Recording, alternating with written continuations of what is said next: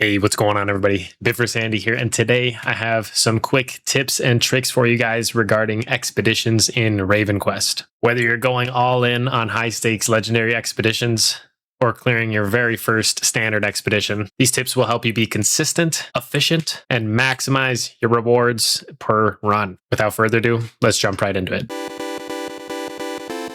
Woo! Gonna risk it on a ghost key. No, dude, common for the undead champions.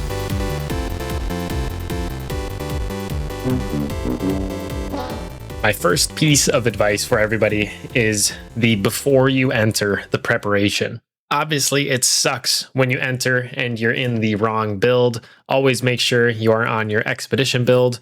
Always make sure you're not wearing your crafting gear. Make sure you also are stocked up on consumables. But seriously, I have had to quit out of expeditions before because I entered wearing crafting gear or I entered on a super low build, and it is so limiting. Once you're inside, you are locked into whatever build you click to enter with. So make sure before you enter that you are locked and loaded. I also want to call out that if you are playing this solo, you will need sustain in your build. There is the Munk song, Berserker's Polka, that heals you based on damage dealt, but you can't reliably get it every single time, and it's not always going to be the first song that you get. So I would highly recommend that you bring an archetype that, as a solo player, you can sustain yourself with, at least until they come out with group expeditions. So my top contenders for that would be like Warfare, or you could do Witchcraft. And you can also consider the actual healing archetypes themselves, like Holy, Spiritual, Naturalist. So I'm actually going to jump into an expedition here and talk a little bit about what afflictions you guys are going to want to avoid versus pick up, because some are definitely run ending. Your strategy when you're picking afflictions makes and breaks runs, guys. From my experience and from everybody else's experience, the boss in expeditions is killer, and it is absolutely gutting when you get to the end of an expedition just to die at the boss. And if you aren't looking to spend a bunch of lucky coins to revive, you just lose all that time, all that effort for nothing. So I would highly recommend, when you are picking afflictions, try your best to select the ones that aren't going to buff the boss. Now, what I mean by that is, like, look at this one right here, Warlock's Bane 2. This one is easy as pie. Upon death, creatures leave a pile of bones. This pile of bones will explode and eliminate your mana. Now, personally, I don't have any issues with my mana sustain. This is an absolutely free key to me. And because it's upon death, the boss literally doesn't even take advantage of it. I want to pull up this tier list that was made by Neo2. Shout out to Neo2. Definitely feel free to check out his content. I know he's streaming a lot. But here he's basically done a tier list from Muito Easy to Perigoso. Basically the easiest afflictions all the way to the most dangerous ones. If you look at the most dangerous section, it is just buffs that would be able to impact the boss. You know, making him a champion, giving them extra damage burns on yourself, all that stuff, just extra damage, reflecting your own damage, terribly dangerous things for the boss to have.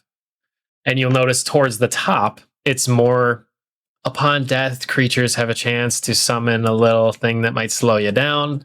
Evil Leech, creatures heal for the damage they deal. I am always okay with the enemy gaining health as long as I'm sustainably beating them. As long as I am winning the fight, I don't care if it takes an extra 3 seconds to drop that mob. I would rather have a 10% longer fight than an absolute lethal mechanic that I have to dodge that could potentially wipe me. I also want to call out, and actually I have an example of it right here, afflictions are not always tied to the rarity of the key. So you can see here, a grand key. Oh, that's like the second rarity. Oh, and this is a tier 2 affliction. But look here, arcane key is the third rarity, and it is a tier 2 affliction. I've seen it as much as, you know, a legendary key giving a tier 2 affliction. It might be possible to give a tier 1 affliction. So definitely keep an eye out for those mismatches too. You know, maybe it's a bad, you know, difficult affliction, but it's only a tier 1 on the legendary key. Like, oh, you might have to take those. You might have to take those.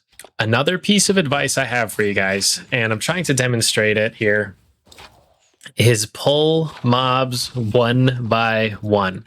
Now, this is going to be harder for you melee folks, but as a ranged DPS, or even if you just have one ranged ability, you can pull mobs one by one. You know, you want to take this slow. You don't want 5 enemies all DPSing you down at once. By taking your time, you're avoiding unnecessary deaths. And if you were to die and not have the lucky coins or not want to spend the lucky coins to revive, that's a whole lot of time wasted. So definitely just take your time, take a few extra seconds between pulls. It is okay. Speaking of taking your time, analyze the floor. There is so many dangerous traps that will kill you. These are some of the most dangerous things in the expeditions. Make sure you are watching the ground. And beware if the mobs have a chance to slow you, have a chance to snare you. These things could snare and slow you on these trap tiles and absolutely devastate you. Super convenient that I ran across this room while I'm making the video. I have a good tip. When you come across this specific puzzle room, this type where it has like the 5 ground tiles you have to walk on, I highly recommend you guys just go to general chat and just type in, like you can see from the top, I always call this, you know, 0xSAR. Okay. So I just type in my own local chat, 0xSAR, and then I have a reminder there. So now I can go around and be like, oh, okay. Now I know I need to hit O first. Okay, I hit O. I don't have to come back to the puzzle tile indicator every time. I can just know which ones are in order. So I know I'm looking for the X. And then it's like, oh man, oh, it's off my screen. I can't see. Psych. Look in the chat. Okay, I just hit X. Now I need to go find S, or like the lightning. You know, this tip might be a 30-second time saver, but sometimes, you know, 30 seconds, a few tips like that add up, means you don't have to pop an extra tonic before the boss fight. And that can save you tens of thousands, you know, depending on what actual consumables you're rocking. Another piece of advice when you're selecting keys, and the higher level you get, the stronger your character gets, the more expeditions you run, the more in tune you'll be with, you know, what percentage can I clear? I see people sometimes getting their priorities mixed up, and maybe they're new to expeditions, can only clear 125% difficulty, right? The enemies getting to 125% might be your limit. That's okay. I used to have a smaller limit, you know? I would suggest you take as many low keys as possible instead of like one high key. 5 common keys is going to get you more loot and more rewards than 1 legendary key, and they're both going to have that same impact, plus 125% creature health and damage. So I would say quantity over quality when it comes to keys, guys. That's my 3rd shiny key out of 4. That is crazy. Now, if you want to get your hands on more and more shinies, you will want to get your gemstones up. You can see my luck here is absolute, pretty much maxed almost. My other sources could technically be higher if I had better pets, as well as the guild bonus going.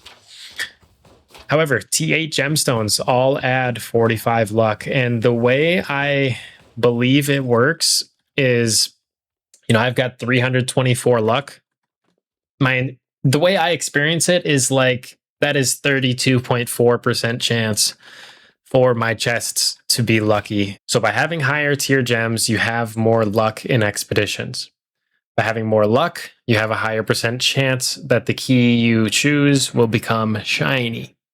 And when you have shiny, no matter what the rarity of the chest, it is actually just an extra chance or an extra loot roll that could be something like an extra gemstone. So it's not necessarily like doubling your loot from each chest. It's more like increasing it. Super quick, tiny bonus tip. If you are in the right guild, in the guild shop, your guild can purchase bonus luck in expeditions. And on top of just the extra luck that you get by getting higher tier gemstones, remember that gemstones are boosted by 50% when you're in expedition. So if you're looking to clear higher percentages and get more loot from expeditions, gemstones are probably the first place I would recommend, but they are expensive. Another tip I have for you guys is that no matter the expedition, there is always 2 of these bonus rooms that you can go through, these wooden doors. Always, I would recommend going through these. They give you a guaranteed monk song. And honestly, more times than not, there's also usually a skill check somewhere in here for a chance at a second, if not like a third or more monk songs. If you go through both rooms, that's always +2, at least +2 monk songs to help you clear the expedition. If you ever get yourself into a super hairy situation, like let's say, oh my gosh, I'm losing this fight against this Risen Bones. If you are on a room that allows it, feel free to take advantage of the upper and lower floors. Mobs do not follow you, so if you need a breather, you can always head up and down the stairs if the room allows for it. Small tip, just make sure your consumables are popped before you go onto the boss. Now, there is also a bonus tip that I have for as you're clearing these chests. I now want to make sure that I'm getting the most experience bonus possible. So I've got my lavender teas. I'm going to pop those after every single chest I open here. So you can see, oh, boom, 2 gems right off the ripper. And now my tea is down to 823. Okay, so I just pop a couple more, pop the next chest. So yeah, I would highly recommend consuming the teas after every single chest because they give so much XP, and you're going to want to get that percentage boost on top of it. Now, I wasn't able to find it in today's expedition, but in a previous one that I had recorded, I wanted to show you guys a couple of like hidden rooms, hidden ways to get monk songs. Sadly, they're not in every expedition, and you will have to recognize them and keep an eye out because there's no labels. You know, you can see here in this one, I'm walking up to a closed door with a man behind it. And, you know, once I simply interact to open the door, a trap triggers, but then I can talk to the man, free him, and gain a monk song. And here's another example. This one comes to us from the streamer Happy Feet. Big shout out to Happy Feet. I'm a big fan. I was watching his stream, and he shows another example of one of these hidden rooms. It's not the prisoner behind the door, but it's actually a treasure chest behind the door. So literally similar deal. Just open the door, watch out for the trap if there is one, step inside and claim your monk song. So definitely keep an eye out for just closed doors in general with treasure chests or imprisoned humans behind them. Small bonus tip for all of the whales out there. If you are doing the high stakes, don't skimp on the rerolls. Because you're doing 3 expeditions at a time, rerolling an affliction is basically 1/3 the price. Rerolling a key is basically 1/3 the price. Reviving is basically 1/3 the price. It becomes 3 times as valuable to do these things because there's 3 times as much loot and rewards on the line. So just wanted to call that out if you are a high staker to, you know, lean into those rerolls and stuff a little bit more than you would otherwise. I hope this was helpful for you guys. These tips and tricks have helped me immensely at clearing consistently and getting more loot. Let me know if I missed any tips and tricks in the comments below, and leave a like if you learned something. I want to take a second to say thank you to all of my current channel members, Twitch subscribers, as well as my current stream boss, Master Squanto. Thank you so much for supporting on stream. That's going to be all for this one, guys. Till next time, take care and good luck with your grind.